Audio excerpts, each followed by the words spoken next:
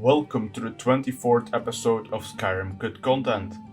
In this episode I'll be looking at one of Windhelm's citizens that lost their important role, twice. And even the game is still quite confused on how to handle it. When heading to Windhelm, one of the citizens you might encounter patrolling the streets is one Captain Lonely-Gale. He can give his opinions on various people and places throughout the city, and he'll also give some of his backstory as a retired riverboat captain. But he isn't really a remarkable character by any means. He does seem to have someone who thinks he is pretty great, however, and I'm not talking about Viola Giordano. Belin Lalu, the owner of Lalu Farm outside the city walls, may speak to his farmhand while he's working at the farm, and they may have this conversation.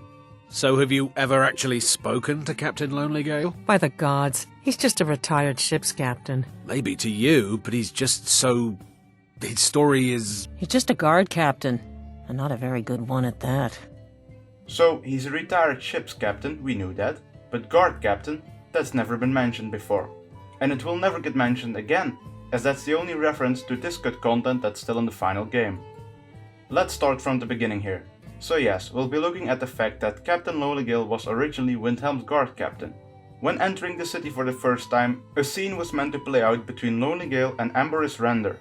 It's very similar to the other two scenes that play out in the final game, as it establishes troubled relations between the city's Dark Elves and Nords. If anything actually happens, call a guard. If the guards in the Grey Quarter weren't a bunch of noirs, I wouldn't be here talking to you. My men have their orders, but it's a big city and there's a war on. Plus these murders. A few dark elves getting shoved around doesn't really amount to much. Typical Nord. Beard for brains. Watch that tongue, Render, or your whole lot could be down with the Argonians' Holic ballast by tomorrow. And that's not the only scene that was meant to play out with Lonely-Gale as guard captain, because he was also meant to report to Ulfric Stormcloak himself in the Palace of the Kings. Captain, I've been receiving complaints about this Giordano woman. Yes, sir. I've been trying to quiet her, but she's insistent. She thinks she can find out who's been killing the women. I don't care if she can find a living dwarf. I can't have her stirring up trouble. We have enough problems as it is. Yes, sir. I'll try to contain her. See that you do. I will not let Windhelm descend into chaos over a few overactive imaginations. What's the current spirit among the Dark Elves? As restless as ever, sir. But I don't see them taking any kind of incendiary action. Not soon, anyway. Well, that much is good. Let's finish this first war before starting the next one, eh? Oh, yes, of course, sir. Carry on, Lonely-Gale, and loosen yourself a bit. The Palace of the Kings is also where Lonely-Gale was originally meant to reside. In the final game, he never sleeps. This is because he doesn't have a sleep package, but also because there isn't any logical place for him to sleep. He doesn't have a house in the city or a room in Candleheart Hall, so he just strolls around all day long. In the game's files, however, he's still marked as an actor present in the palace. But in the final game he never sets foot in there. Or does he? Well, actually he does. When the game is booted up for the very first time, Captain Lonely-Gale will spawn inside the palace, but his schedule immediately takes him outside, and never makes him return.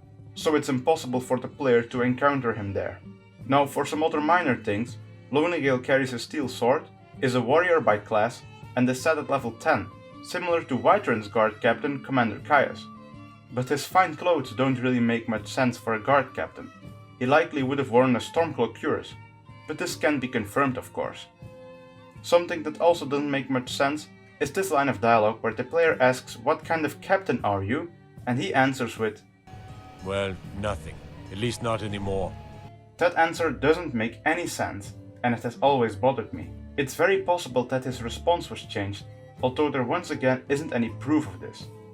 While we're on the topic of dialogue, it seems that most of this early Lonely-Gale's dialogue got reused for another NPC. Which NPC? Well, Yorleaf.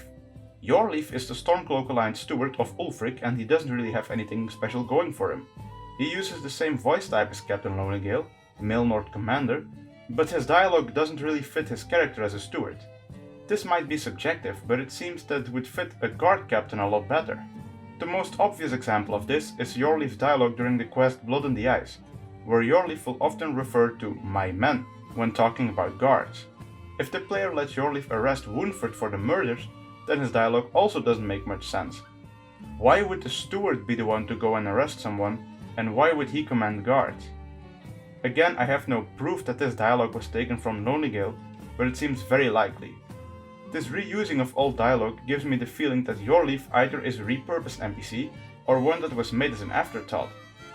Now, while Lonely-Gale's role as guard captain was scrapped, he was meant to become something else entirely, but this also never got fully realized in the final game. We can read about it in the official Prima game guide. On page 553 we find the following text. One of Skyrim's most respected citizens, Captain Lonely-Gale made his fortune as a trading ship captain working the rivers and coastlines of Skyrim. Those adventurous days are behind him now, but his authoritative commanding nature remains, and the people of Windhelm have a great respect for his fair and even-handed views of the war. It is these qualities that caused Brunwulf Freewinter to choose him as a steward when he takes over as Jarl, following a successful invasion of Windhelm by the Imperial forces during the Civil War. A bit lower on the page we can find yet another text on Captain Lonely-Gale, specifically talking about his role as steward. When Brunwulf ascends to the position of Jarl, he calls upon Captain Lonely-Gale to join him as steward. In his days as a ship's master, the good captain earned his success by running a tight ship and managing his resources wisely. Brunwulf is counting on those same qualities as he works to heal his city and his hold from the scars of war. Huh. Steward, eh? That's a pretty crazy leap from Stormcloak Guard Captain to Imperial Steward. But anyway, the official game guide is far from the only time that Captain Lonely-Gale gets named as steward. In his factions we can see that he's a member of the Imperial Government faction, as well as a potential member of the ruling government faction. Most importantly though, is that he's also a part of the Windhelm Steward faction. He is also a part of the CW Castle Hide faction, which makes all governmental figures and their associates hide during city sieges. It's unknown if he's a part of this faction because of his steward role or because of his previous role as guard captain, but it doesn't really matter in the end. His fine clothes also do make sense for a steward. Also, in the Dialogue Windhelm quest, which is basically used to store multiple variables, Lonely-Gale has been given the alias of Backup Steward. Lastly, Lonely-Gale even has dialogue set up for when he became a steward. He would have received 3 new topics. The first being, is the war really over? To which he would have said, I wish I could say that it was, but it's not that simple. Many Stormcloaks will fight until they die, because they still believe they're fighting for Skyrim's freedom. But without Ulfric, the movement will wither and die.